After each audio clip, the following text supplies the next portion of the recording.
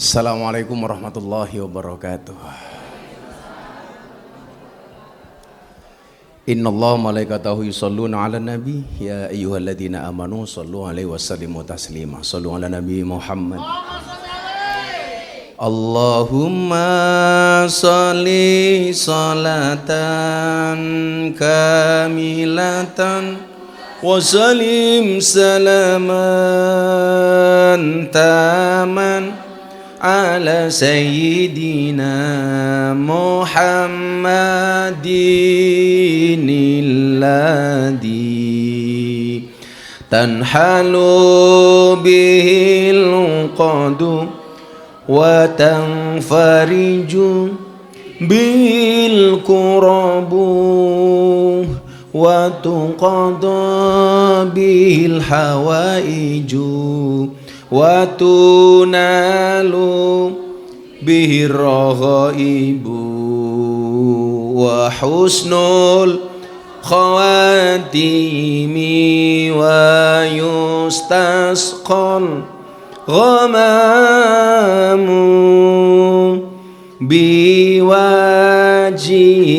karim wa ala lihi wa sahbihi fi kulli lamhatin wa nafasi wa nafasin bi'adadin kulli ma'lumin lak. Sallu ala nabi Muhammad ila hadratin nabil mustafa Muhammadin sallallahu alaihi wasallam wa ila hadrati man hadra fi hadzal majlis. Allahumma hdina ila sabilir rasyad waqdi hajatina min hawaiji dunya wal akhirah lana walahumul fatihah.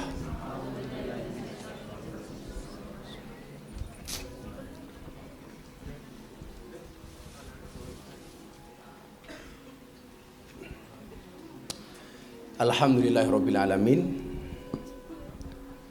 Malam hari ini kembali kita bisa hadir dan berjumpa di tempat yang sangat kita cintai. Buktinya Anda kerasan dengan segala problematika yang ada di dalamnya. Karena memang hidup itu kan sebenarnya ya cuma dua. Kalau nggak suka ya duka. Kalau suka kita bersyukur, kalau duka kita bersabar. Itu saja. Oh, sabar terus. Sabar. Sabar itu bagus. Sabar itu indah. Indahnya kapan? Ya sabar saja. Jadi sebenarnya nggak ada satu manusia pun yang nggak diuji oleh Allah. Cuman bentuknya beda-beda, Nduk. Saya diuji, Anda diuji. Semuanya diuji. Presiden diuji, rakyat diuji. Pejabat diuji, rakyat diuji. Nggak ada satu manusia pun yang lepas dari ujian. Cuman bentuknya beda-beda. Pedagang diuji. Apa ujian pedagang itu? Rapayu.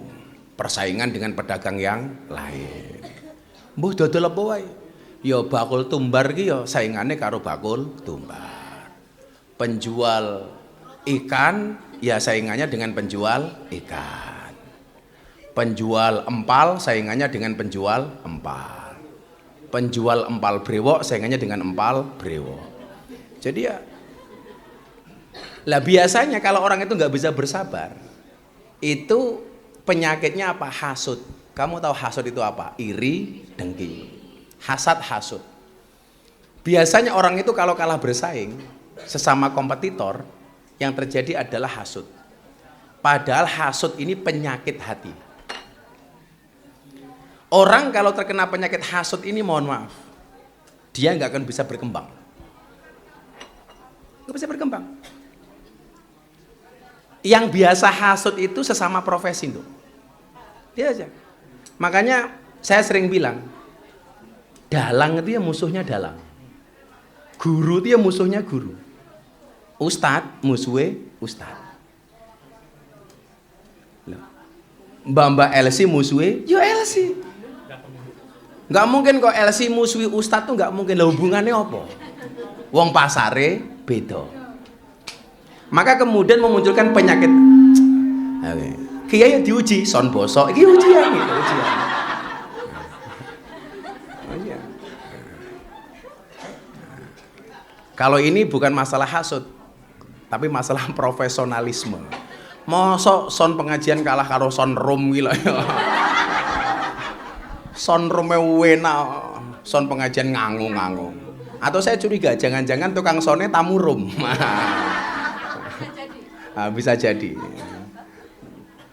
Jadi kalau orang tidak bisa bersabar ketika dia duka, maka munculnya adalah hasud. Iri dengan rezeki orang lain, iri dengan eksistensi orang lain, iri dengan keberhasilan orang lain, iri dengan kekayaan orang lain, iri dengan kemapanan orang lain. Kenapa bisa terjadi seperti itu? Karena orang melihatnya itu lebihnya orang lain melihat kekurangan diri sendiri. Kok kain duwe mobil aku durung, kok kain duwe omah saya belum, kok dia tamunya banyak saya sedikit, kok dia tipnya banyak saya sedikit. Ini menimbulkan kalau dia tidak bisa bersyukur atas suka dan dukanya, kok dia tidak bisa bersyukur atas sukanya dan tidak bersabar atas dukanya, maka munculnya adalah hasud. Kalau saya enggak, Nduk, tak kasih resepnya ya. Kayak sing mburi cangkeme kemruwek kayak ngopo to kayak iki. Oh, lagi mapake bokong. Jadi ya ujiane wong ki ya dhewe-dhewe ki mau, ujiane ki ya cangkem kemruwek ngono kae. Jadi gini, konsepnya begini. Kenapa Allah sampaikan dalam Al-Qur'an itu la in syakartum la azidanakum. Kalau kamu bersyukur tak tambah. Termasuk syukur itu adalah senang dengan anugerah. Baik anugerah yang diberikan kepada kita maupun anugerah yang diberikan kepada orang lain. Contoh begini. Kok ada temanmu mendapatkan rezeki, mendapatkan rezeki kamu senang, maka rezekinya akan nular. Kok teman kamu dikasih kekayaan, kamu ikut senang, maka kekayaannya akan nular. Logika sederhananya begini. Yang dikasih orang lain saja dia seneng, apalagi kalau saya kasih sendiri. Tapi sebaliknya, kok ada orang lain punya kekayaan, punya kebahagiaan, kamu hasud, kamu nggak akan dikasih sama Allah. Yang dikasih yang lain saja dia bergaya, apalagi kalau saya kasih sendiri. Sing mburi cangkeme kae lho. Yang belakang kalau ngomong aja pergi aja, nggak usah di situ, aku ngaji mbak yuk malah cerewet wae sing mburi kayak gini. Yang belakang tak santet meteng loh Iki sing mbak wanteng kok sing mburi malah wewet wae.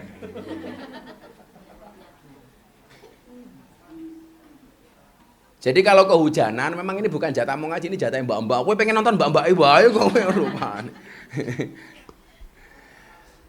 Jadi kalau orang lain senang kamu ikut senang, maka Allah akan memberikan kesenangan sama kamu. Tapi kalau orang lain senang kamu sedih, Allah akan memberikan kesedihan sama kamu. Jadi jangan ngiri nduk, wong tertakar kok. Jatahmu piro ki wis ana, jatah saya berapa wis ana. Lah, makanya di situ kemudian berlaku undang-undang begini, yang merasa mendapat banyak enggak usah bergaya, yang merasa mendapatkan sedikit jangan susah. Yo, rodanya kan jelas, kalau nggak di atas ya di bawah. Problemnya satu saja. Kalau Anda di atas tidak hati-hati, siap Anda jatuh ke bawah. Kalau Anda di bawah tapi Anda bersyukur, siap-siap naik ke atas. Padahal untuk mempertahankan sesuatu di atas itu lebih susah daripada orang naik dari bawah ke atas. Tak kasih contoh, saya itu kan suka sepedaan. Saya itu lebih nyaman ketika jalurnya itu nanjak daripada nurun. Karena potensi jatuhnya itu justru ketika nurun. Kalau nanjak malah enggak loh, soalnya hati-hati. Kalau dari atas turun, itu kan buanter. Contoh lagi begini. Potensi kecelakaan di jalan raya itu justru lebih besar ketika jalan itu sepi dibandingkan ramai. Karena kalau sepi, kayak di tol umpamanya sepi, itu kita terjebak dengan kenyamanan. Wah, nyaman ana sapa-sapa digas sak banter-banter bus gitu.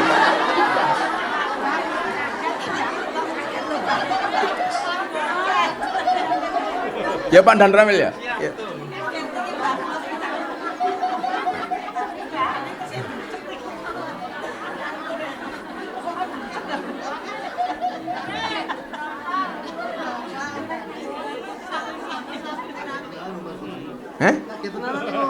Kaget tenanan? Oh gampang, ada ambulan kok. Kalau kamu kaget tuh berarti bersyukur masih punya jantung. Kalau nggak kaget jangan-jangan nggak punya jantung. Apa bedanya Pak Rudi sama pisang? Kalau pisang itu jantungnya di bawah, pisangnya di atas. Kalau Pak Rudi jantungnya di atas, pisangnya di bawah. Jadi kalau jalannya itu sepi, potensi kecelakaannya itu lebih besar. Karena apa? Kita merasa nyaman banget. Wah sepi, banter. Tapi kalau dalam keadaan macet kayak di Malioboro itu malah kecil potensi kecelakaan. Karena apa? Orang hati-hati. Lah, orang itu kalau dikasih zona nyaman terus, itu biasanya potensi jatuhnya itu lebih besar. Kalau dia tidak hati-hati. Saya itu naik sepeda ke atas sampai Wangon itu, yang bawahnya Merapi itu sama sekali nggak jatuh Pak. Padahal naiknya tuh elevasinya itu sampai 13-14. Pelan-pelan waton iso nanjak dipancal. Pelan-pelan. Tapi begitu dari atas turun ke bawah, jatuh saya. Karena terlalu nyaman. Wah, orang dipancal yang gelundung dewe. Gitu. Lah. Maka disitulah kemudian berlaku undang-undang alladzi khalaqal mauta wal hayata liyabluwakum ayyukum ahsanu amala. Makanya nggak bisa kita lepas dari ujian loh. Lah, cara menyikapinya adalah kembali ke masalah awal tadi. Kalau dikasih suka ya bersyukur, dikasih duka bersabar. Syukurmu itu begini, ya Allah, saya senang Engkau memberikan rezeki kepada saya, tapi jangan sampai dengan pemberian ini ya Allah aku jauh dari kamu. Sama halnya ketika Anda diuji nggak punya apa-apa, ya Allah jadikanlah hambamu bersabar sehingga dengan ujian ketidakenaan darimu itu menjadikan saya tetap kembali ke jalanmu. Maka hakikat taubat itu adalah ar-ruju. At-taubat itu maknanya rujuk. Rujuk itu artinya apa? Kembali. Lah, kembali. Mungkin selama ini jalan kita gelap, karena terlalu gelap kita nabrak-nabrak. Mau jadi peteng toh? Kalau orang dalam keadaan gelap itu mesti nabrak dong. Makanya kenapa Nabi itu kemudian akhrajan nas minadz-dzulumati ilan nur, yang mengeluarkan dari manusia dari kegelapan kepada cahaya. Lah, kita itu ngaji seperti ini dalam rangka menerangi kegelapan yang berhari-hari kita lakukan. Golek lampu. Karena kalau orang itu berada di dalam kegelapan terus, yang terjadi apa? Nabrak-nabrak. Makanya supaya tidak terlalu nabrak, kita butuh lampu. Minadz-dzulumati ilan nur. Orang kalau dalam keadaan gelap itu biasanya nyari terang. Yang paling celaka itu orang sekarang malah nggak seneng terang, senengannya malah gelapan. Makanya kalau di room biasanya lampunya diurutke apa dipateni? Pateni.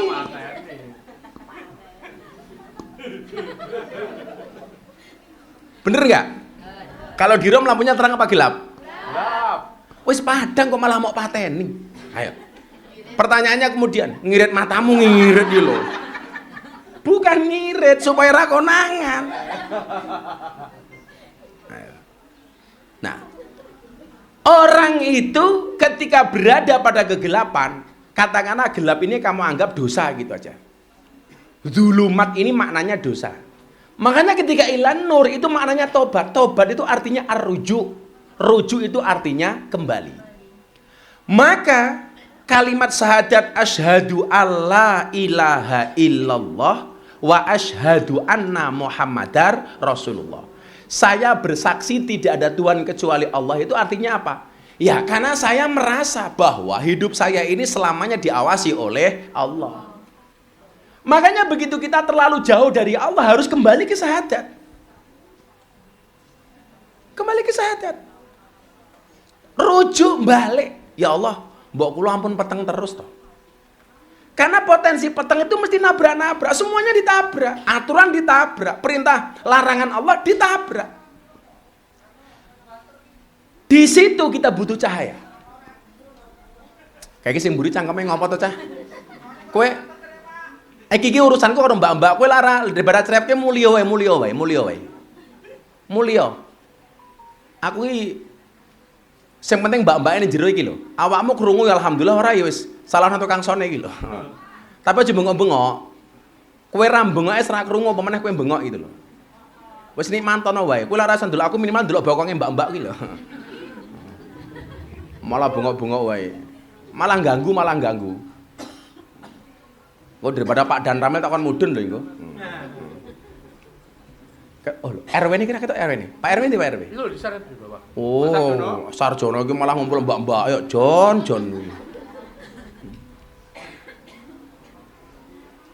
Dadi ngalali ngomong apa tuh aku mau.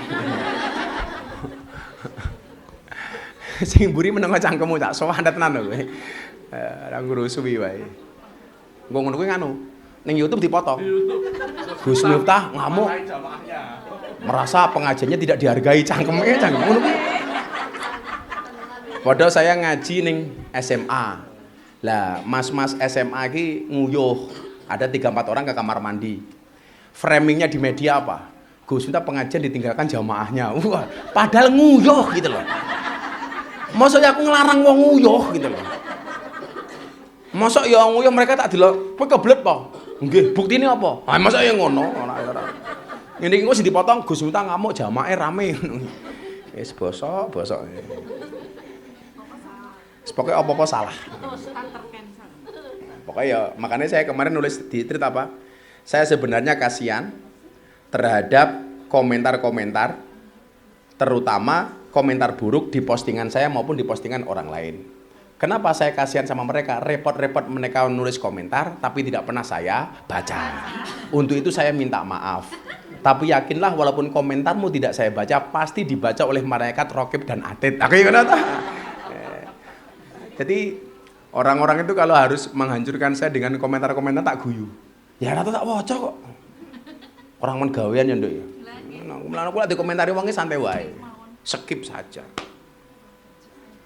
Apa meneh kaya Pak Rudi ngono. Rudi gemuk. Aja mau batin Rud. Ya mengke nyatane gemuk Rud. Jadi gitu. Kembali kepada cahaya. Kembali kepada cahaya. Kenapa kita harus kembali kepada cahaya? Kamu harus yakin, Dok. Yakinnya di mana? Bahwa pintu itu selalu terbuka. Makanya ini, dalam surat Al-Furqan itu ada ayat bagus banget. Bismillahirrahmanirrahim. Illa man taba wa amana wa amila sholihan. Wa amila amalan sholihan. Faulaika yubadilullahu sayyi'atihim hasanat wa kanallahu ghafurur rahim. Jadi kecuali orang-orang yang bertaubat. Tapi nek kula tobat baleni neh pripun? Ya kalau kamu tidak bosan dengan maksiatmu, jangan bosan dengan taubatmu. Yang menjadi masalah itu adalah enggak berhenti maksiat tapi capek tobat. Illa man taba wa amila amalan sholihan. Kecuali bagi mereka yang mau bertobat. Bengi maksiat, isuk tobat. Bengi maksiat meneh, isuk tobat meneh. Ya Allah, kula getun Gusti. Wau dalu kula wis ngerum kula getun, mabuk kula berlebih-lebihan, turu. Bengi masak kerja meneh, tak tung dundang dung, tak tung dundang dung. Isuk nangis meneh.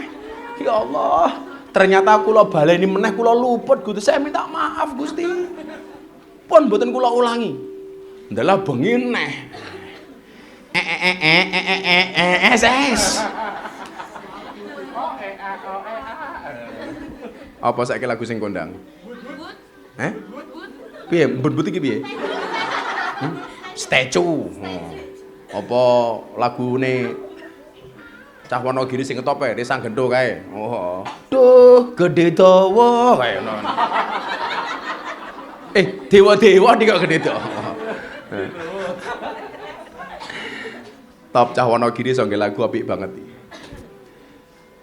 Jika ilaman taba wa amana, yaitu orang-orang yang bertobat dan beriman. Makanya nyuwun sewu, agama itu hadir limangka nayarjullah. Itu artinya apa? Agama itu memberikan harapan untuk mereka yang punya harapan. Maka hakikat agama itu bukan nakut-nakutin, Dok, tapi memberikan harapan. Harapannya apa? Segelap-gelapnya kamu pasti ada jalan terang. Problemnya itu bukan masalah kamu mampu atau tidak. Semuanya mampu. Masalahnya satu, mau apa tidak. Saya katakan, tolong dijawab dengan keras. Kalian mau jadi orang baik apa enggak? Mau. Mampu apa tidak? Mampu. Itu loh. Kalau mau pasti mau. Sak bosok-bosokmu itu begini. Kamu mau enggak jadi orang baik? Enggak, Gus. Saya udah jelek kok. Itu kamu berarti putus asa. Kamu gak boleh putus asa. Sak gede-gedene maksiatmu, luweh gede pangapurane pangeranmu. Gak ada apa-apanya. Gak ada apa-apanya. Makanya ilaman taba, bagi siapapun yang mau bertobat, dibuka sama Allah jalannya. Dibuka. Wa amanah, dan dia tidak kehilangan rasa imannya. Makanya jangan sampai maksiatmu itu menjadikan kamu kehilangan imanmu. Cara menjaga iman bagaimana? Gampang saja. Jangan pernah tinggalkan sholat sebesar apapun dosamu. Karena begini, Dok, orang itu tidak menjadi kafir ketika dia bermaksiat, tapi menjadi kafir ketika dia meninggalkan sholat. Orang maksiat tidak menjadi kafir. Kamu zina tidak menjadi kafir. Kamu mendem tidak menjadi kafir. Kamu maling tidak menjadi kafir. Kamu judi tidak menjadi kafir. Kamu toying enggak jadi kafir. Kamu ngintip enggak kafir. Buka Didi, ya, itu enggak kafir.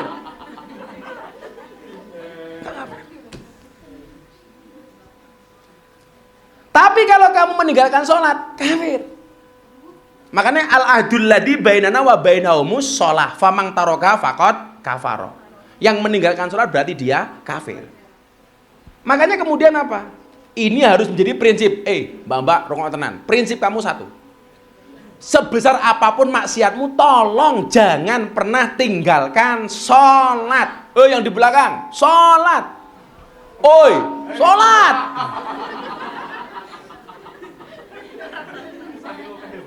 Masa aku bagi-bagi rukuh, kamu gak pernah sholat?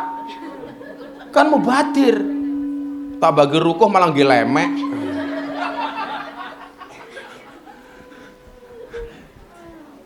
Ini yang baru-baru, yang butuh mukena berapa orang? Gue sing ngelawas ngacung terus.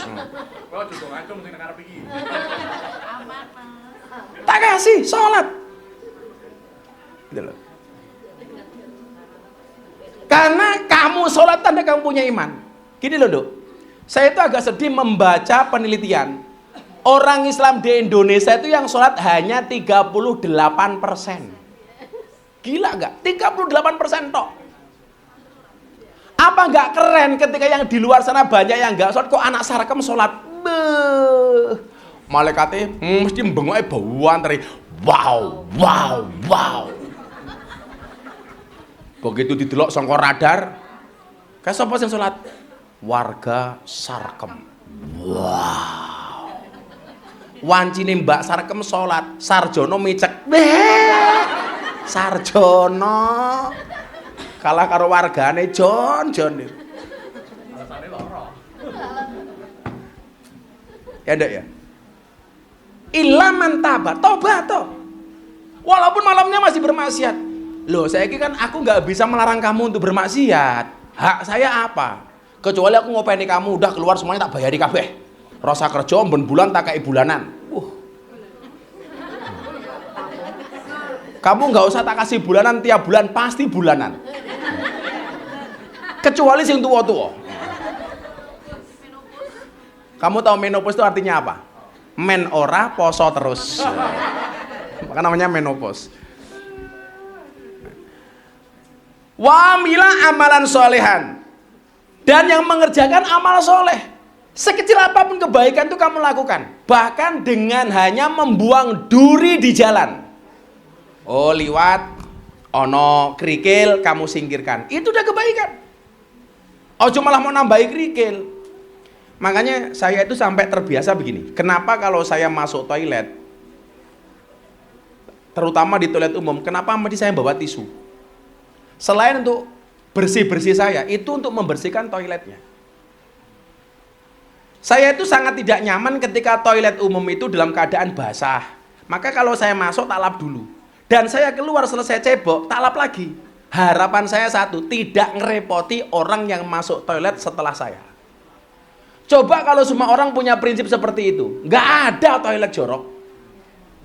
Kadang-kadang, ya Allah, mohon maaf ya, wis ngerokok, ngisi suwe, gitu kan? Puntung rokoknya dibuang di kloset, begitu keluar nggak disiram, wongnya ya teko. Gitu. Ayo, apa mana yang rom-rom karaoke gue ya ta? Wis mabuk kebelet nguyuh, wis ngono kae. Wis nguyuhe nyuwun sewu ketoke ning dhuwur kloset. Puas. Jabres sak nggon-nggon kae. Lah kepiye? Wis nguyuhe mabuk ngadeg. Waduh. Sing mumet ora mung ndas dhuwur.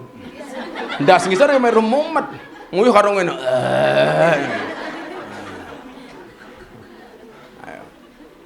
Mbak-mbak ya ngono. Nguyuh lungguh nduk. Wedok nguyuh ngadeg rata tak kandhani. Saya itu, Dok ya, kalau saya masuk toilet kok kotor gitu, tak lap. Saya tuh sering ya Allah gitu loh, tak lap. Makanya kenapa saya sering bawa masker supaya nutupi itu bau, tak lap. Kemudian setelah selesai, saya mau pergi, tak lap lagi.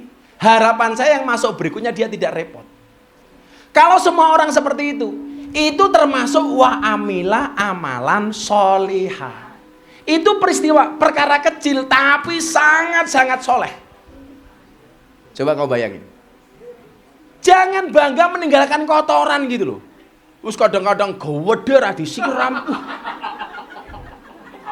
Wah, ambune. Saya tuh paling benci toilet bau rokok. Lah wong rokok, aku ki mbatin. Wong rokok iki lak padha karo wong mangan, padha karo wong ngombe. Kok dadak karo ngising iki lho. Kuwi lak padha karo mangan campur ngising gitu loh. Nikmatnya itu di mana itu loh.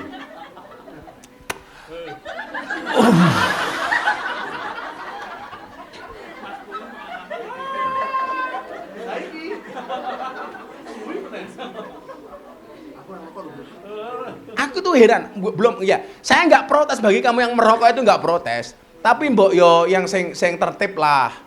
Kadang-kadang rokoknya dikasih kloset tapi nggak disiram, campur karo pisang goreng gede-gede kayak. Ya Allah. Saya tuh seneng banget ditakdir tidak ngerokok, itu saya seneng banget. Beneran. Saya tuh alhamdulillah, cangkem saya belum pernah ngerokok. Jajal sekali aja mutah-mutah saya.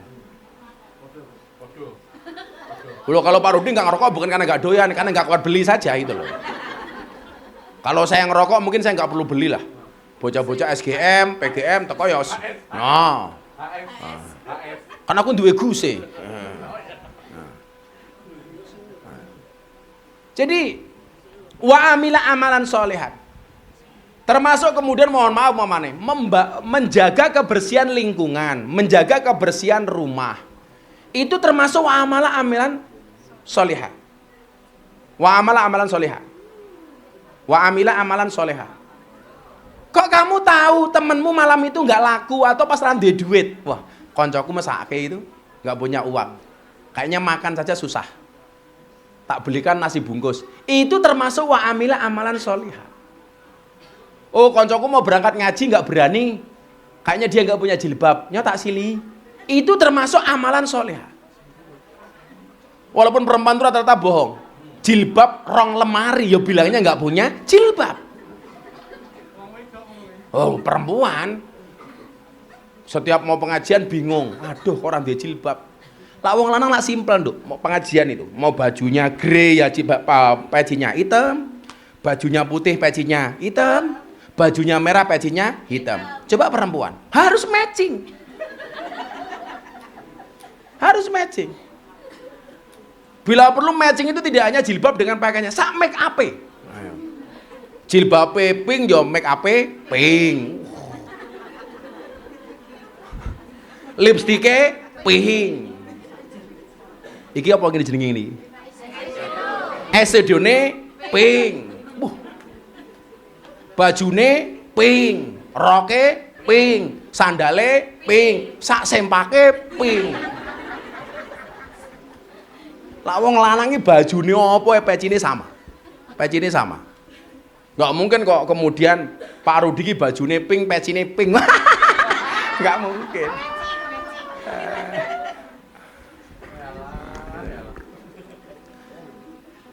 Kecuali bagi orang-orang yang bertobat dan beriman dan mengerjakan amal soleh, sekecil apapun itu, Nduk, kamu lakukan. Oh, koncoku kayak sakit, katanya perlu dimotivasi, kamu motivasi, datang, itu termasuk amal soleh. Semangat yuk, tanggung jawab masih besar, kamu masih punya anak di rumah, ada orang tua yang harus kamu bahagiakan, ayo sembuh. Aja mau diandani, loromu apa? Aku 3 hari panas sih. Wah, katanya meh mati.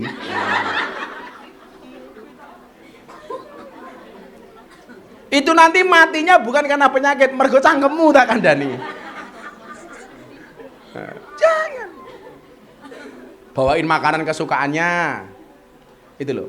Makanya saya cerita, kalau di Arab Saudi itu orang sedekah itu gila-gilaan. Apalagi musim haji kayak ini. Itu kalau orang sedekah di Arab itu, apalagi pas wukuf di Arafah itu, subhanallah. Jeruk sak kontainer, apel sak kontainer, beneran pisang sak kontainer. Lah wong sarekem ki ya Allah, jeruk telu ngenteni kancane loro. Kancane loro baru gawane jeruk telu. Kuwi niate siji. Sesuk lek gantian aku loro ganti digawake. Jadi wa amila amalan sholihah. Sekecil apapun itu. Faulaika yubadilullah sayyi'atihim hasanat. Maka kejahatan mereka diganti oleh Allah dengan kebaikan. Makanya kalau konteks kita di sini sederhana saja. Ikutilah perbuatan burukmu dengan perbuatan baikmu. Aku ketoknya kebablasan iki maksiate. Aku sedekah gitu. Aku ketoknya mambengi mabuke kakean nih. Aku nukokke makan anak yatim Itu namanya mengikuti amal perbuatan jelek dengan perbuatan baik. Aja mau tumpuk dhewe, maksiat mau borong dhewe, wis mendem ngrasani kancane hasud jangankan kancane, kiai ini teko ya dirasani. Aku yo krasa kok. Wong ya teko.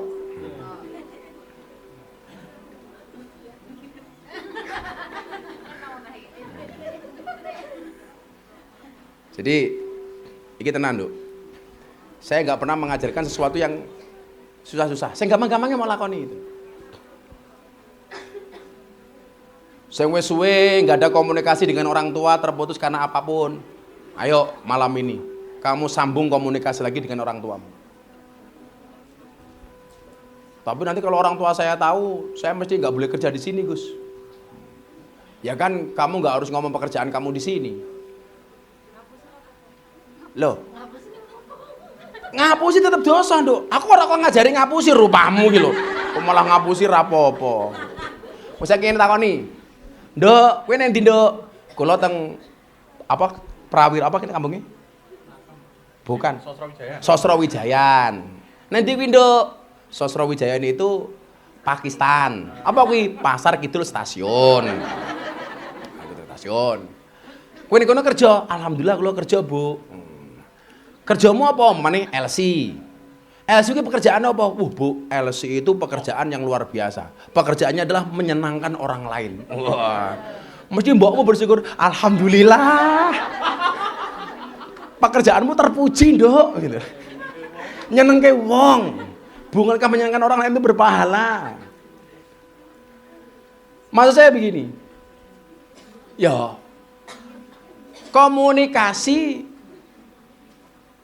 jangan sampai terputus lah. Mbok apapun pekerjaanmu, ridho orang tua itu penting. Walaupun dengan jalan kamu ngapusi itu. Yang jadi masalah adalah wis maksiat malah belas ora tahu komunikasi dengan orang tua. Itu kan masalah, Nduk. Walaupun kamu ngapus-ngapus sedikit, kowe ning kono kerja apa? Kula SPG, Bu. Wah. SPG. Kok SPG anggur matang? Ya ora kudu ngomong SPG lapen. Kowe malah ngomong SPG oplosan. Kula SPG. Kowe ning kono kerja apa? Teng counter HP. Kowe ning kono apa omane? Kula takon wong tamu, kerjamu apa, Nduk? Kamu jawabnya apa? ART. ART. Banget sumpah. Ini ya bener ART. Asisten rumah tangga orang lain. Iya.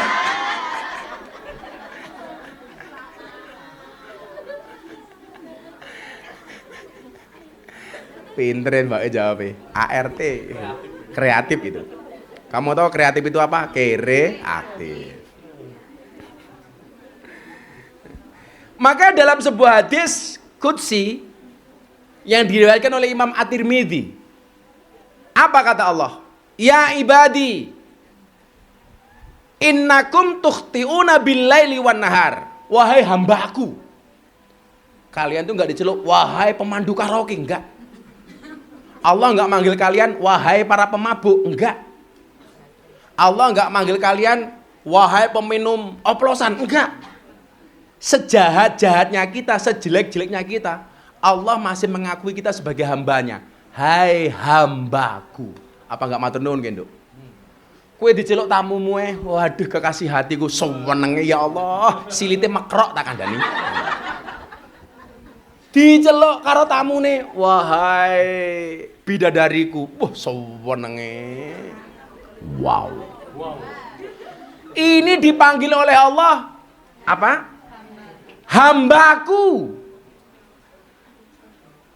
Allah enggak manggil kamu wahai pembuka botol, enggak.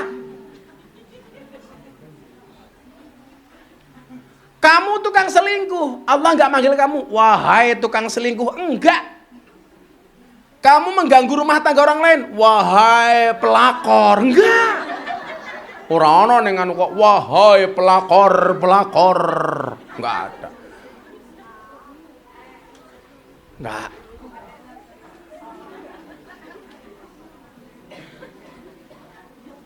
Enggak pernah Allah manggil wong lanang-lanang, wahai engkau para open BO. Enggak ada. Enggak ada.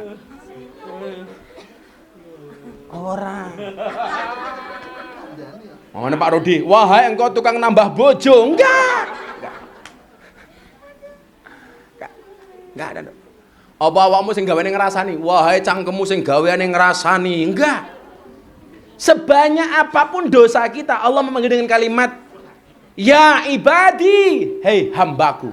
Hei hambaku yang ada di Sarkem, hei hambaku yang ada di Sosrawijayan, hei hambaku yang ada di Tugu, hei hambaku yang ada apa? Ulan Tugu ke? Wahai hambaku yang ada di Ngebong. Langsung sang Ngebong, pun tutup Gusti. Nah. Pindah baratnya lagi di mana? Jelageran. Kenapa Yuda apal? Sing mindah yo iki. Solusi terbaik. Wahai hambaku di Jelageran, semuanya dipanggil semua sama Allah dengan kalimat yang sangat sayang. Makanya kita tuh nggak boleh memanggil orang itu dengan profesi jeleknya umpamanya. Oh dasar pelakor. Nggak. Oh tukang maling, nggak boleh. Apalagi kalau sifatnya praduga, nggak boleh. Oh dasar, Mbak PSK, nggak boleh, nggak boleh. Wahai, kamu tukang zina ya? Nggak boleh. Dalam Al-Quran itu dalam agama itu tuduhan berzina itu harus ketika dia menuduh itu matanya harus melihat dan harus dengan 2 saksi, 4 saksi, bukan 2, 4. Jadi umpama ngene nduk, awakmu neng kamar mbak-mbake karo Fadil, saya nggak bisa nuduh kamu. Oh kayak mesti Fadil zina kayak nggak boleh. Itu namanya suudon Pak, dan suudon itu gede banget dosanya. Makanya kok ada suami menuduh istrinya zina, itu kudu dicerai. Itu namanya li'an, menuduh istrinya berzina. Padahal harus disaksikan masuknya kemaluan laki-laki kepada kemaluan, matanya melihat sendiri. Wih pilak delok weh. Ayo, pembuktiannya susah. Ayo, engko ngomong kowe nuduh bojomu berzina. Hakim takon, ada gak buktinya? Tolong disepil. Ayo modar kowe ya kowe. Saya melihat sendiri dengan kepala mata saya sendiri mereka berdua masuk kamar. Apakah di kamar pasti terjadi hubungan? Belum tentu. Malah mbaknya malah mboten kok Gus, namung mandi kucing cangkeme iki lho. Enggak gampang nuduh orang, enggak gampang. Aku curiga karo cakae. Bendino mlebu hotel. Lah Pak Rudi kejaran ning hotel kok. Masa enggak boleh masuk hotel? Itu saya curiga dengan dia pekerjaannya keluar masuk hotel. Selalu saja kita begitu hati-hatinya, maksud saya apa? Begitu hati-hatinya agama itu tidak melabeli orang bermaksiat dengan cara seperti itu. Makanya sebagai muslim itu harus mengedepankan husnudon, gak boleh suudon. Kok ada orang masuk karaoke, kita harus berhusnudon. Oh, dia masuk karaoke mungkin pengen memberikan jalan terang kepada mbak-mbak yang ada di sana. Kok orang bajunya penuh dengan alkohol, oh mungkin dia menyeramai orang-orang yang sedang mabuk sehingga badannya penuh dengan alkohol. Selalu seperti itu. Nggak boleh kita suudon, apalagi nuduh. Karena Allah mengatakan ya ibadi innakum tukhti'una bilaili wanar. Kamu itu berbuat salah siang dan malam. Kamu itu berbuat dosa pada siang hari dan malam hari. Tapi kemudian apa? Wa ana aghfiru dzunuba jami'a, dan aku kata Allah akan mengampuni dosa-dosamu semuanya. Kok mau amini? Telat. Sini buri amin. Sarjono amin. Hilang Sarjono. Wa ana aghfiru dzunuba jami'a kata Allah, dan aku mengampuni dosa kalian semuanya. Amin. Coba. Wa ana aghfiru dzunuba jami'a. Maka kemudian apa? Fastaghfiruni kata Allah, beristighfarlah kepadaku kata Allah. Memohon ampunlah kepadaku. Bertobatlah kepadaku. Maka kemudian apa? Aghfir lakum, maka aku akan mengampunimu. Ngono nduk. Wong metu korom langsung astagfirullah kula khilaf Gusti.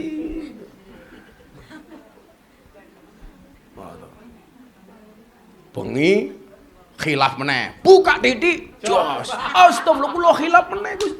Tapi ingat, bukan dalam rangka mempermainkan agama. Tapi berangkat dari dalam hati. Encen Gusti kula salah meleh niki Allah.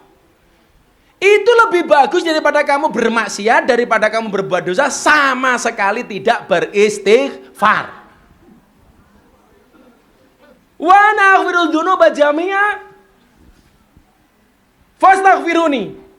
Kamu beristighfarlah kepadaku, kamu mohon ampunlah kepadaku. Allah. Aghfir lakum, saya pastikan aku pasti akan mengampuni dosamu. Kurang api apa nduk Allah sama kita? Kita aja yang sering lupa sama Allah. Allah itu gak pernah melupakan kita. Kalau Allah pengen melupakan orang Sosrawijayan itu gampang banget. Caranya bagaimana? Allah menghentikan semua tamu gak datang ke Sosrawijayan. Nyatanya tetap ono tamu. Mergo Allah sayang karo awakmu. Tapi awakmu sing ora tau sayang karo Allah. Allah nggak pernah melupakan kita, tapi kita yang sering melupakan Allah. Allah nggak pernah kejam sama kita, tapi kita yang kejam sama Allah. Allah selalu berbuat baik sama kita, tapi kebaikan-kebaikan itu tidak pernah kita balas dengan kebaikan kita. Maka fastaghfiruni, istighfar karo aku, kata Allah. Aghfir lakum, aku akan mengampuni kamu semuanya. Hadis ini tidak hanya untuk kamu, terutama untuk saya. Tidak untuk kamu. Ini saya membaca hadis ini untuk saya. Kebetulan kamu ikut mendengarkan. Sehingga saya ya beristighfar, kamu juga beristighfar. Saya minta ampun, kamu juga minta ampun. Belum tentu untuk maksiat saya itu lebih sedikit dibandingkan kamu. Bisa jadi kamu maksiat terang-terangan, saya tersembunyi-sembunyi. Siapa yang bisa menjamin? Gak ada yang bisa menjamin. Makanya saya itu gak seneng ya kalau ada orang lain umpamanya dibongkar asusilanya.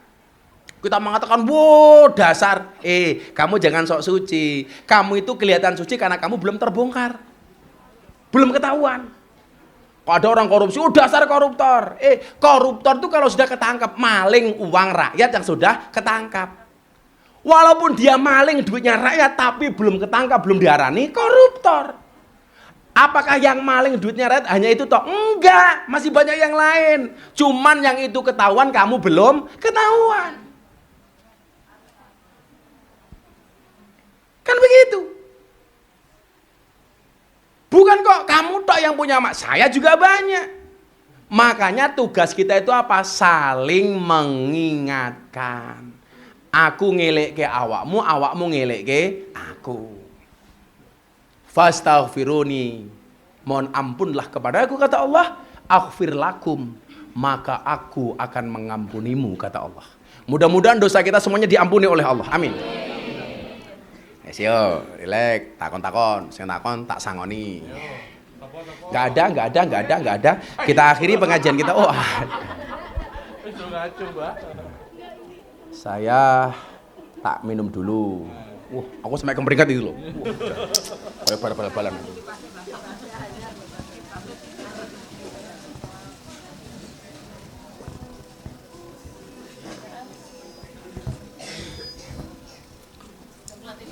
Halo.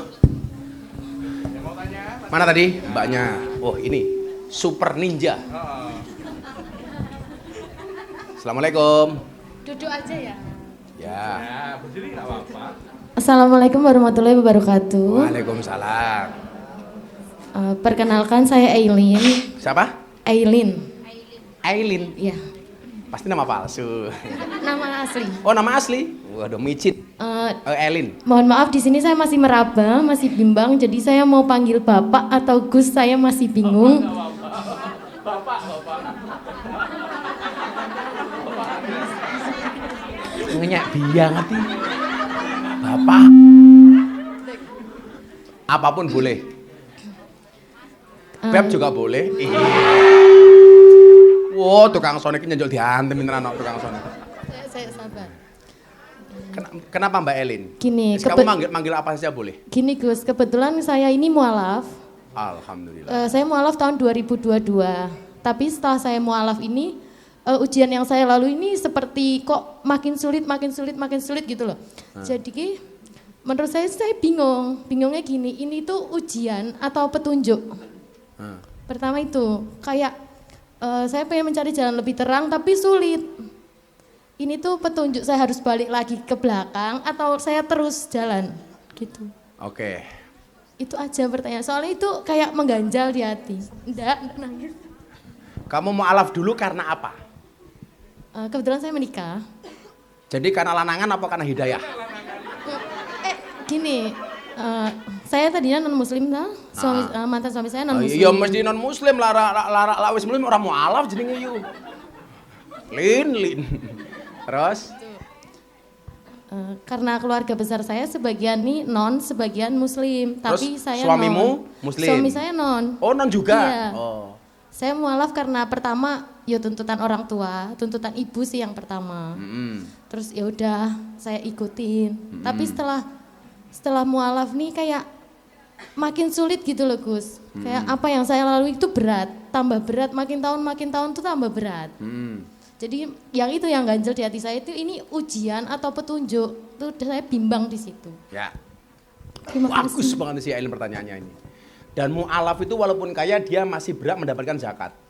Walaupun kaya, mu'alaf itu berat mendapatkan zakat. Wal mu'alafatu qulubu itu masih mendapatkan zakat. Jadi nanti kalau Ailin dikasih itu sebagai mu'alaf, bagus banget. Bukan sebagai LC, sebagai mu'alaf.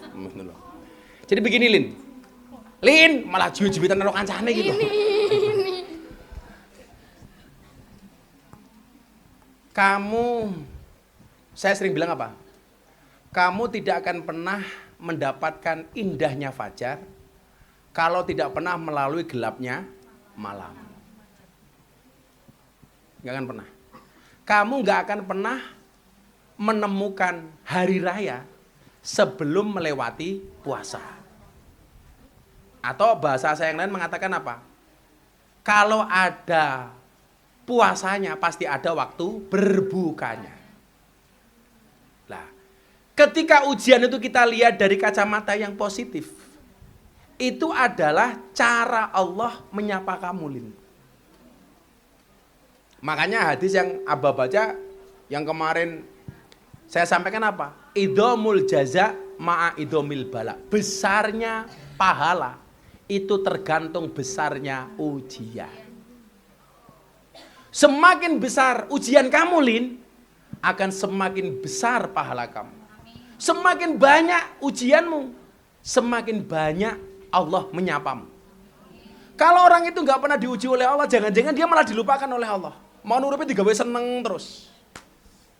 Saya tuh tidak hanya kamu, Lin. Banyak mereka yang mu'alaf justru ketika mu'alaf kok masih malah tambah ujiannya. Itu adalah cara Allah menghabiskan semua dosa-dosamu. Dan yakinlah setelah bersih, maka Allah akan memberikan kebahagiaan kepada kamu. Kepada Ailin dan kawan-kawan.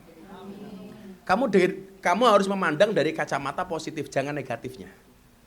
Terima kasih Tuhan, saya masih engkau uji. Makanya kalau kamu banyak yang membenci, berarti kamu dilihat. Kenapa kamu gak ada yang membenci? Berarti kamu gak pernah dilihat. Dok, kira-kira wong sakmene mbane iki pembencinya paling banyak siapa? Aku. Indonesia. Wong Perancis yang ngerti masalahku, Lin.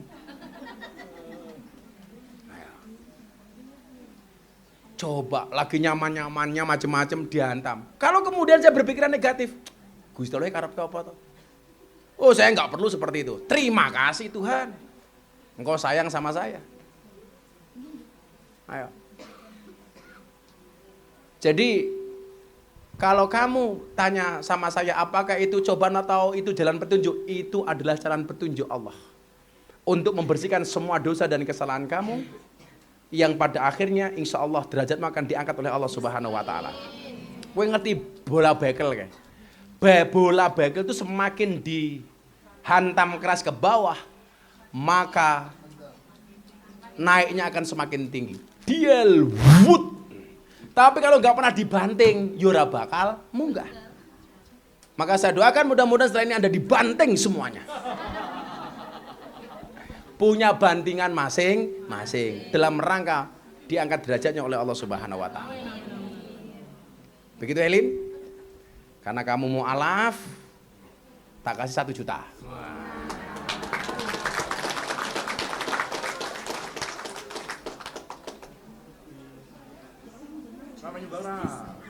Alin, kasih Mbak Alin itu. Coba. Sebelah sini? Gak ada? Oh ini. Ini nih. Mic-nya pindah ke sini. Mic-nya digeser. Gus terima kasih banyak ya. Sama-sama.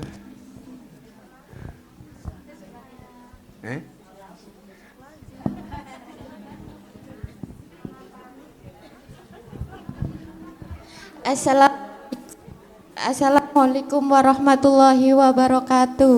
Waalaikumsalam. Perkenalkan nama saya Lala. Gus, saya mau bertanya, apakah perempuan yang pekerjanya LC bisa masuk surga?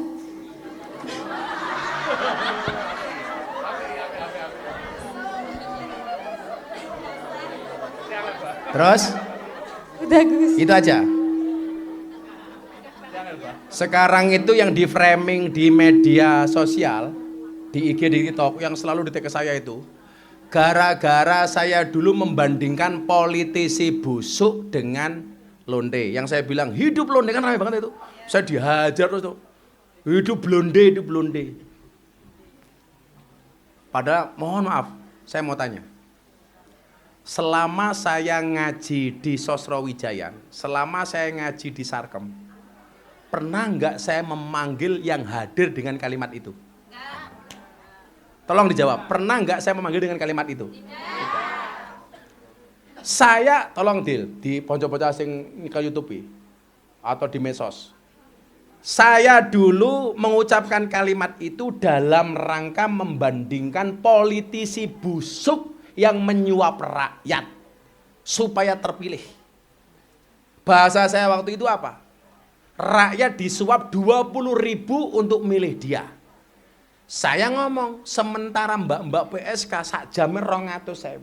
Suarane rakyat 5 tahun dibeli 20.000. Maka saya sindir dengan kalimat sarkas, hidup londe. Sekarang di framing. Gus Miftah penggemar londe.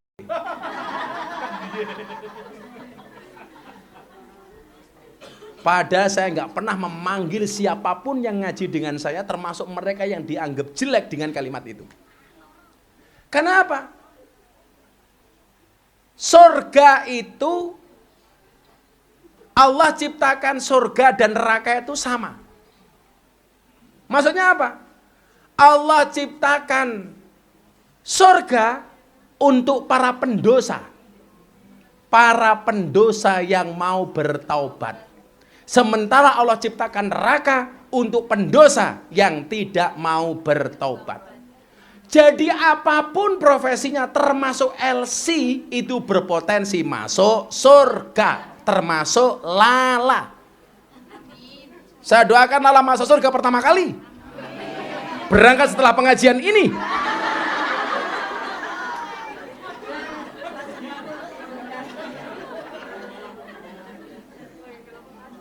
Jadi kalau bertanya pada saya, apakah LC bisa masuk surga? Jawabannya bisa. Saya ulangi dok. Allah menciptakan surga dan neraka sama-sama untuk para pendosa. Allah ciptakan surga untuk pendosa yang mau bertaubat, sementara Allah ciptakan neraka untuk pendosa yang tidak mau bertaubat.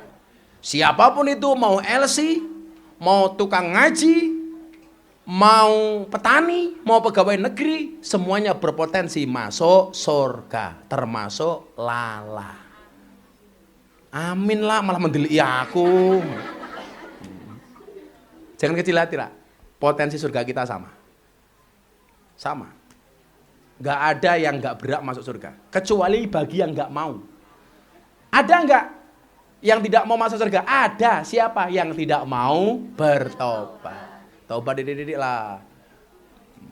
Neng LC yo, neng Rome kadang-kadang nyanyi sing rada Islami didik. Neng Rom kok ndelok pas malam Jumat, Umi. Siapa ngatu dikene karo mbokmu ta? Tapi yo ora kudu kemudian jadi LC syariah. Gua malah menistakan agama.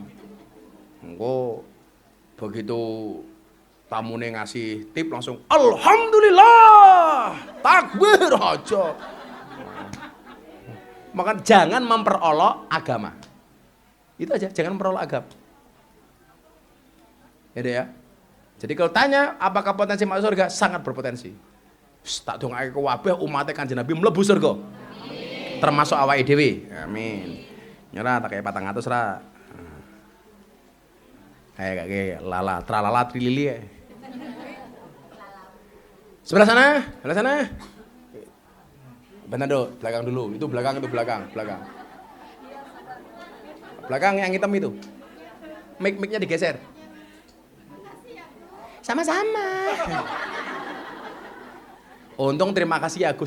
Terima kasih ya Omot.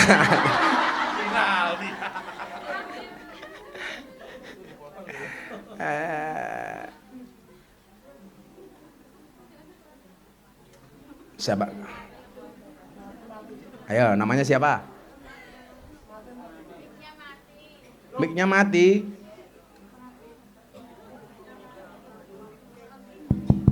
Assalamualaikum warahmatullahi wabarakatuh. Waalaikumsalam.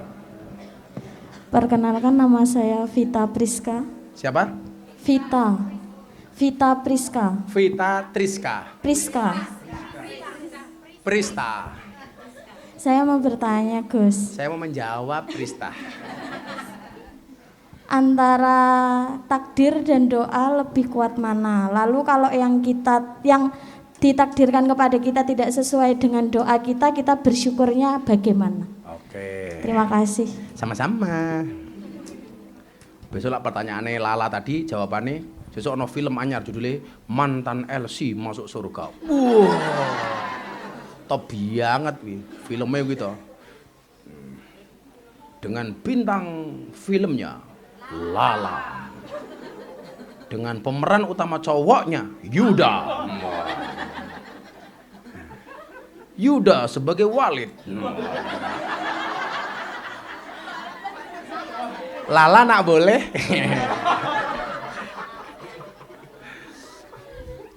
Mbak Vita Pristika. Priska.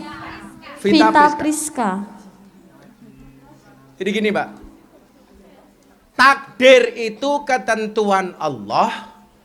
Doa itu proposalnya manusia. Jadi takdir itu ketetapan Allah atas hambanya. Sementara doa itu adalah fasilitas yang Allah berikan kepada hambanya.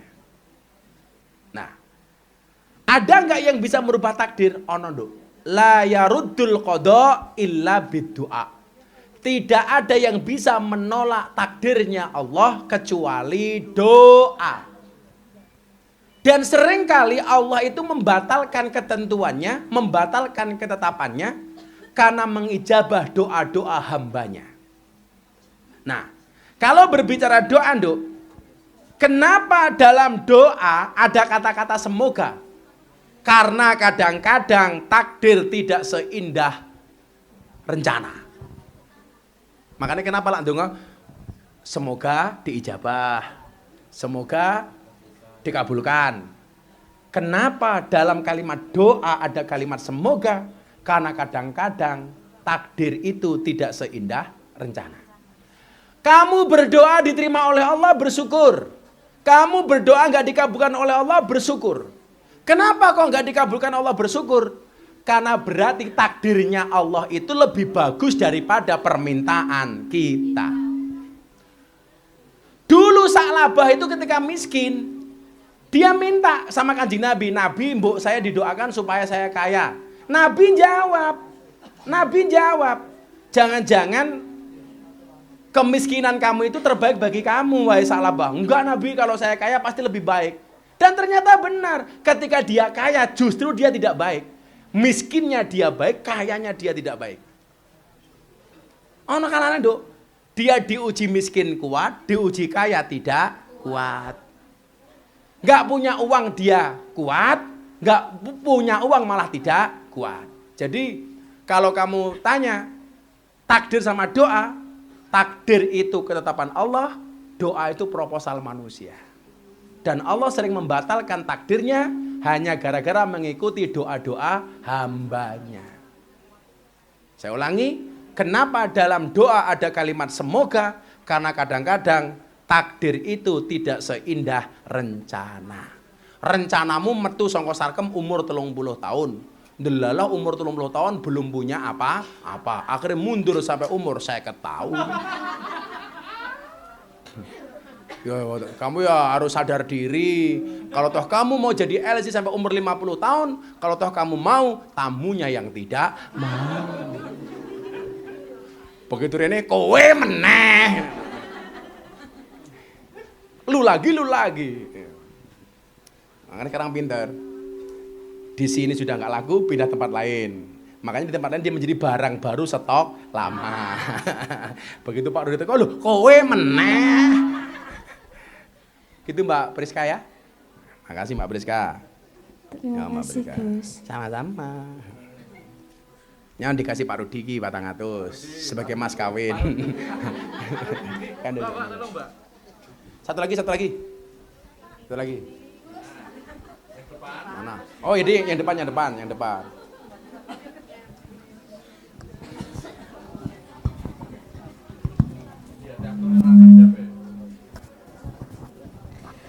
Assalamualaikum warahmatullahi wabarakatuh. Waalaikumsalam. Perkenalkan Gus, nama saya Widi dari Jawa Barat. Siapa? Widi. Oh. Ya, jadi Lala Widi ya. Lala Widi. Kamu ngefans sama Lala Widi? Enggak, sama Gus aja. Iya.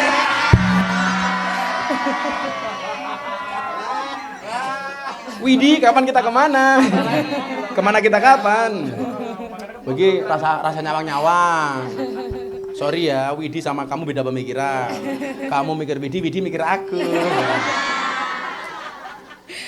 Ya, Gus. Gimana Mbak Widi? Saya kan pernah baca ya di salah satu buku. Pembaca buku ternyata. Qurrata Ayun itu dalam konteks agama terutama Islam ya, itu artinya anak yang membawa sumber kebahagiaan atau kesenangan bagi orang tuanya, dan anak yang berakhlak baik dan anak yang taat beribadah. Saya yakin dari sebagian teman-teman di sini itu hasil dari kerja di sini itu untuk membahagiakan orang tuanya, untuk menyenangkan orang tuanya. Apakah kita itu termasuk Qurrata Ayun meskipun kita yang Mbak tadi bilang itu kita ngapusi ke orang tua dengan padahal kerjanya kita seperti ini tapi tujuannya untuk membahagiakan orang tua gitu. Sedangkan kan dalam agama Islam itu ya itu tadi kata Gus juga ya kita memang salah tapi ada terangnya gitu. Ya begitu Gus. Tak jawab Qurrata Ayun kok aku diantemi kiai-kiai. Tak jawab ora aku diantemi Elsi.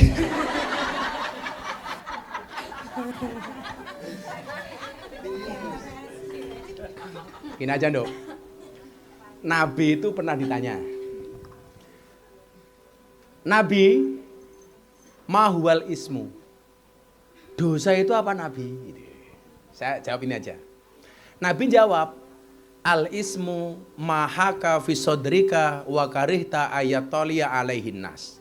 Yang namanya perbuatan dosa itu adalah, satu perbuatan yang ketika kamu lakukan hatimu merasa tidak nyaman dan kamu khawatir dilihat oleh orang. Itu perbuatan dosa. Jadi ketika kita lakukan hatinya tidak nyaman dan kita khawatir dilihat sama orang.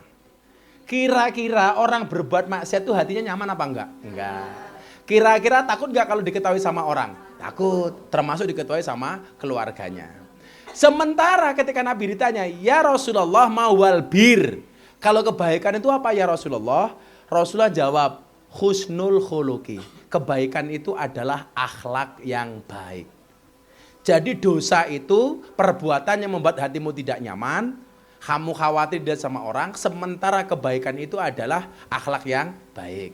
Makanya sekarang begini, diimbangi saja. Perbuatan dosamu itu diimbangi dengan akhlak yang baik. Akhlak yang baik itu apa? Katakanlah begini, perbuatanmu di sini dosa, ismun. Tapi kamu berbuat baik sama orang tua itu adalah bir. Jangan sampai ismun perbuatan dosamu sama sekali tidak ada birnya, sama sekali tidak ada kebaikannya. Lah hasil akhirnya gimana? Pasrah sama Allah. Kalau saya mengatakan, wah itu berarti kamu Qurrata Ayun, aku diantemin aku. Iki miftahi kepiye? Elsi gawane mabuk, dumeh ngene wong tua Qurrata Ayun, iku kurang ajar. Karena begini, sak bosok-bosoke kita kemudian jangan pernah meninggalkan kebaikan, apalagi berbuat baik dengan kedua orang tua. Soal hasil akhirnya bagaimana? Allah. Toh saya meyakini kamu tidak akan pernah kerja di sini selama-lamanya, apalagi pengen mewariskan kepada anak cucunya. Memangnya kamu bisa mati? Nah, dulu ibumu ini Elsi teladan di Sarkem nak. Ibu berwasiat ya nak, kalau besok ibu mati, tolong lanjutkan perjuangan ibu ya nak. Ada yang punya cita-cita seperti itu? Naudzubillahi min dalik. Sejelek-jeleknya orang tua pasti berdoa anaknya menjadi lebih baik. Gak mungkin dong dongone elek. Jadi tetap lanjutkan perbuatan baikmu kepada kedua orang tuamu. Walaupun kamu belum bisa meninggalkan kemaksiatanmu. Tapi kamu jangan menganggap merasa saya kan udah berbuat baik berarti saya qurrata a'yun, gak usah. Qurrata a'yun itu penilaian manusia, bukan penilaian diri sendiri. Ngono nduk, aku loh qurrata a'yun, nggak bisa. Kalau kemudian ada orang berhusnudzon sama kamu, oh itu qurrata a'yun, itu urusan orang lain. Makanya kenapa saya selalu mengkampanyekan, walaupun orang banyak dosa ketika mati, kok Mbah Modenya tanya, ini almarhum baik apa buruk? Tetap saja jawablah baik, jangan dijawab buruk. Kenapa Pak Nanamil? Sederhana saja. Kematian itu adalah proses di mana dia berhenti kemaksiatannya. Jadi mohon maaf, umpama ana tukang mabuk mati. Tiap hari mabuk. Apakah almarhum ini baik atau buruk? Kamu jawab baik. Minimal dengan kematiannya tidak nambah saldo kemaksiatannya. Tidak nambah saldo dosa-dosanya. Oh no. Kok gawane zina Gus? Tetap jawab baik. Karena minimal dia sudah berhenti dengan perbuatan dosanya. Tapi jangan menganggap aku lo wong apik sama aku lo qurrata a'yun, nggak boleh. Caranya begitu. Itu ya. Terima kasih saudara. Sama jenenge Widi tanpa lala. Karena kalau lala namanya lala. Jazakallah khair Gus. Jazakallah khair. Wih ngeri. Ya, sehat selalu, panjang umur, Amin. tambah istrinya. Assalamualaikum warahmatullahi wabarakatuh.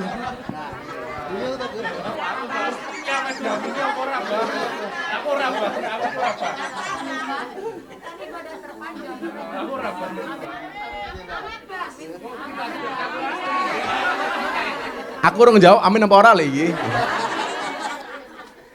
Jawabannya apa? Wallahu a'lam bishawab. Gue jawab amin. Didelok bojoku, didelok bunda. Engko jawab ora, bono. Heeh. Kenapa Widi mendoakan seperti itu? Karena dia berharap sama aku. Padahal yang berharap tidak hanya Widi, tapi juga Lala dan Vita. Kan kalau semuanya berharap, aku nggak kuat. Malah melambak belakang melu-melu. Aku juga mau. Yaudah, tak wakilkan ke saudara Rudi saja ya. Bujun Rudi, awas Gerut, awas Gerut. Sudah jam 11. Saya takut mengganggu aktivitas Anda malam hari ini. Jangan sampai Anda menuduh saya mengganggu pekerjaan Anda. Kita berdoa kepada Allah Subhanahu wa taala, mudah-mudahan semuanya dosa diampuni oleh Allah. Amin. Hasbi Rabbi Jalallah ma fi qalbi Ghairullah Nur Muhammad Sallallahu la ilaha illallah Hasbi Rabbi Jalallah ma fi qalbi Ghairullah Nur Muhammad Sallallahu la ilaha. Ya, saya akan berdoa tapi dengan sebuah renungan. Mudah-mudahan dosa kita sebanyak apapun diampuni oleh Allah Subhanahu wa taala. Anak-anakku sekalian, jangan malu untuk kembali. Kamu nggak sendiri. Semua orang pernah jatuh. Semua orang pernah salah. Yang beda cuma satu. Ada yang mau bangkit, ada yang terus tenggelam. Kamu mungkin merasa dosa saya udah numpuk, malu balik ke masjid, udah terlanjur kotor, mana bisa Allah memaafkan. Tapi ingat, Allah itu beda. Dia enggak seperti manusia yang gampang ilfil. Dia maha menerima selama kamu datang membawa hati yang jujur, walaupun penuh luka dan aib. Dia tetap menyambut kita dengan baik. Jangan putus asa dari rahmat Allah. Ini bukan kata ustadz, ini bukan kata kiai, ini bukan kata ulama, tapi itu ayat langsung yang turun dari langit dalam surat Az-Zumar ayat 53. Dan yang lebih keren lagi, kalau kamu beneran bertobat dan berubah, dosa kamu bisa Allah ganti menjadi pahala. Sebagaimana Allah sampaikan dalam surat Al-Furqan ayat 70. Itu bukan ditutup, tapi diubah, disucikan, dimuliakan. Jadi kamu bukan sisa masa lalu. Kamu calon kekasih Tuhan kalau kamu berani pulang mulai sekarang. Mudah-mudahan dosa kita diampuni oleh Allah Subhanahu wa taala. Allahumma lakal hamdu wa ilaikal mustaka wa antal musta'an wa la haula wa la quwata illa billahil aliyil adzim. Allahumma lakal hamdu ya Allah, segala puji hanya bagimu ya Allah. Wa ilaikal mustaka wa antal musta'an, engkau penolong kami ya Allah. Engkau tempat kami bersandar ya Allah. Engkau tempat kami meminta ya Allah. Engkau tempat kami mengadu ya Allah. Engkau tempat kami memuja dan memuji ya Allah. Wala haula wala quwata illa billahil aliyil adzim. Ya Allah, kami lemah, engkau kuat. Kami kecil, engkau besar. Kami tidak mampu, engkau maha mampu. Kami tidak bisa, engkau serba bisa ya Allah. Untuk itu ya Allah, kami yang kecil meminta kepada yang besar. Kami yang tidak mampu meminta kepada yang mampu. Kami yang tidak bisa meminta kepada engkau yang maha bisa ya Allah. Ya Allah ya Rabb, dosa kami banyak, tetapi engkau pemberi rahmat. Dosa kami banyak, tetapi engkau penyayang. Dosa kami banyak, tetapi engkau pengasih. Ya Allah, begitu luas kasih-Mu, begitu luas sayang-Mu. Kasihani kami ya Allah. Kasihi kami ya Allah. Sayangi kami ya Allah. Selamatkan kami ya Allah. Ampuni kami ya Allah. Ulurkan tangan-Mu untuk menolong kami ya Allah. Ya Allah ya Rabb, engkau maha melihat. Sekecil apapun, dimanapun kami berada, semua perbuatan kami engkau lihat ya Allah. Untuk itu ya Allah, tuntunlah kami dari kegelapan menuju talan yang terang ya Allah. Segelap apapun jalan kami, engkau terangi kami dengan hidayah-Mu ya Allah. Segelap apapun keadaan kami, tuntunlah kami kepada cahaya-Mu ya Allah. Segelap apapun hidup kami, tuntun kami kepada cahaya sebelum kematian kami ya Allah. Sebesar apapun dosa kami, tuntun kami kepada tobat-Mu ya Allah. Sebesar apapun maksiat kami, tuntun kami kepada jalan kebaikan-Mu ya Allah. Allahumma hdina ila siratil mustaqim, siratal ladzina an'amta alaihim, ghairil maghdubi alaihim waladdallin. Amin. Tunjukkanlah kami kepada jalan yang lurus, yaitu jalannya orang-orang yang kau cintai ya Allah, yaitu jalannya orang-orang yang kau ridhoi ya Allah, yaitu jalannya orang-orang yang memberikan kasih sayang-Mu ya Allah, bukan jalannya orang-orang yang sesat, yaitu jalannya orang-orang yang kau benci, yaitu jalannya orang-orang yang kau murkai ya Allah. Tuntun kami, bimbing kami, selamatkan kami, birahmatika ya arhamar rahimin. Rabbana atina fid dunya hasanah, fil akhirati hasanah, wa qina adzabannar. Walhamdulillahi rabbil alamin. Terima kasih.